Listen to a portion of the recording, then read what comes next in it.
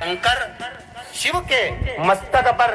पिंडी पर, शिवलिंग पर धतूरा पहली बार चढ़ाया गया तो फुलेरा दूज का दिन था। इसलिए शिव महापुराण की कथा कहती है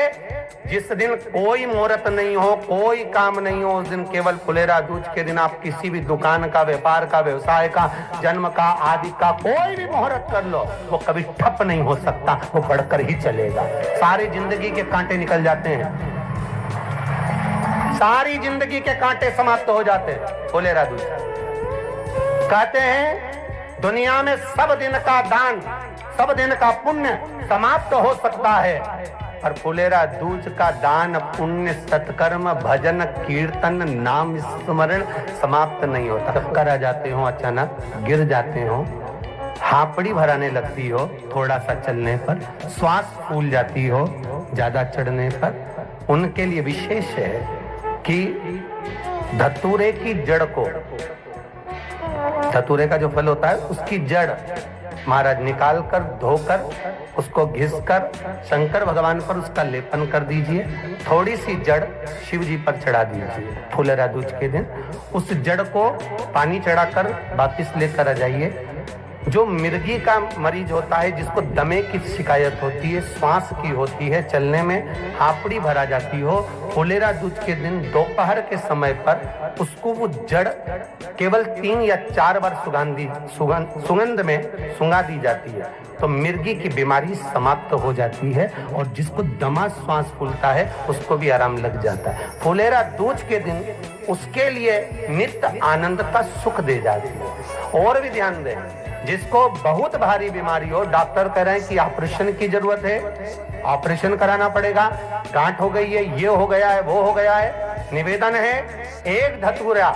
फुलेरा दूज के दिन भगवान शंकर के शिवलिंग पर समर्पित करें, और 5 बेलपत्र नंदीश्वर भगवान पर अर्थात भगवान नंदी पर समर्पित करें। जीवन में कितनी बड़ी भी बीमारी होगी वो आगे नहीं बढ़ सकती, ऑपरेशन की जरूरत नहीं पड़ सकती, वो केवल फुलेरा दूज पर होगा, केवल फुलेरा दूज के दिन, उसके सिवाय नहीं। और वो 15 मार्च को है, मौका मिला है, आनंद से। धतूरा होता है विषैला, कैसा होता है? विषैला, बहुत विष होता है धतूरे के अंदर। पर महाराज भगवान शिव को वो समर्पित किया जाता है जैसे पार्वती जी को लगा, जब कोई साथ नहीं दे रहा, पार्वती जी को लगा जब कहीं से सुख का अनुभव नहीं हो रहा, आनंद का अनुभव नहीं हो रहा, पार्वती जी ले गई धतूरा, पार्वती मैया ले गई उस बेलपत्र को शिव को। और प्रयास करना, अगर दुख है तो एक धतूरा समर्पित कर कर 1 लोटा पानी अवश्य समर्पित कर। उनके लिए भी कहूंगा जिनको शरीर में दाद हो जाती है, खाज हो जाती है, या खुजलियों का क्रम हो जाता है, उनके लिए भी महाराज धतूरे का पानी, धतूरा 1 लोटे में डाल दो, पानी रख दो उसमें, उसके अंदर थोड़ा सा चंदन डालकर वो पानी शिव जी को समर्पित कर दो। वही पानी को लेकर आ जाइए और कुछ देर तक शरीर में लगाकर बैठ जाइए महाराज। वो केवल फुलेरा दूज का है महाराज, उसको शरीर में लगाकर थोड़ी देर बैठ जाइए, 15-20 मिनट तक। शरीर के अंतर्गत कोई वस्त्र ना हो, उस वस्त्र को उतार कर उसको लगाकर बैठ जाओ। 2.5 से 3 महीने में दांत खाज, किसी भी चर्म रोग होगा वो धीरे धीरे समाप्ति की ओर हो जाएगा। महाराज फुलेरा दूज का महत्व शास्त्र कहता है, भले इसको छुपा कर रखा गया हो शास्त्रों के अनुसार, पर इसकी महत्व का, जो दुकान, जो व्यापार, जो व्यवसाय, और पहले भी आपको कहा, मान लो आप शिवरात्रि के दिन रात को भगवान शंकर को धतूरा चढ़ाते हो व्यापार व्यवसाय के लिए, और वो धतूरा आप शिवरात्रि के दिन सुबह 4 बजे से पहले नहीं बांध सकते, तो उस धतूरे को फुलेरा दूज के दिन लाल वस्त्र में बांधकर अपने व्यापार वाली जगह पर बांध दो। जीवन में कभी व्यापार नीचे नहीं जाएगा, बढ़ता ही चला जाएगा। और उनके लिए भी निवेदन करूंगा जिनके यहाँ कर्जा बहुत है, बहुत कर्जा है, चूक ही नहीं रहा, पैसा ही नहीं रहा, व्यापार चले तो कर्जा चूके, उनके लिए भी निवेदन करूंगा। एक धतूरा बेलपत्री के पेड़ के नीचे शिवलिंग का निर्माण कर कर फुलेरा दूज के दिन उस धतूरे को अपनी कामना कर कर हल्दी में भिगोकर उसको भगवान शंकर को समर्पित कर दीजिए अपनी कामना कर कर। उसी हल्दी की 1 बिंदी अपने साथ में रुमाल में लगाकर अपने व्यापार व्यवसाय की जगह पर लेकर जाइए। कर्जा धीरे धीरे धीरे धीरे जब चूकेगा, जब लक्ष्मी आएगी, तो लक्ष्मी की वृद्धि भी वो करता महाराज। ये फुलेरा दूज के ऊपर जिस दिन माँ जगतजननी जगदम्बा अम्बा स्वयं भगवान शंकर को मौन होकर देख कर विलापित होती हैं, नैनों से नीर बहता, शिव को हुआ क्या, शंकर को क्या हुआ, योगरदानी को हुआ क्या।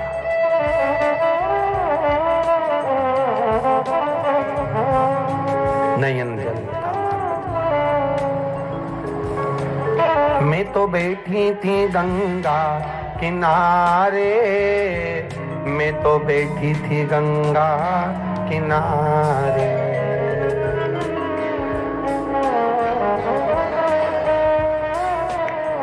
ऐसा धक्का दिया ओ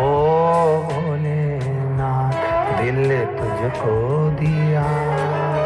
ओ भोलेनाथ। भगवान शिव ओगड़दानी, त्रिकालदर्शी, कैलाशी, अविनाशी, इस चित्तवृत्ति के मन की बात को धारण करने वाले,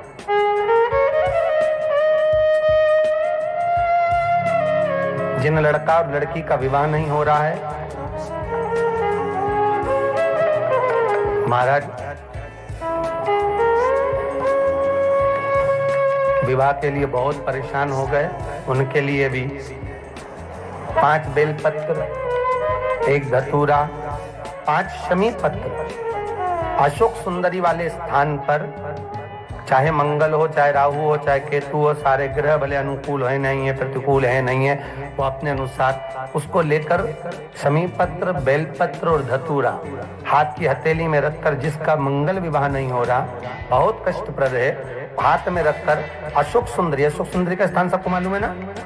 भगवान शंकर की जलाधारी पर शिवलिंग, पार्वती जी का हस्त कमल, जहां से चरण जल नीचे जाता है,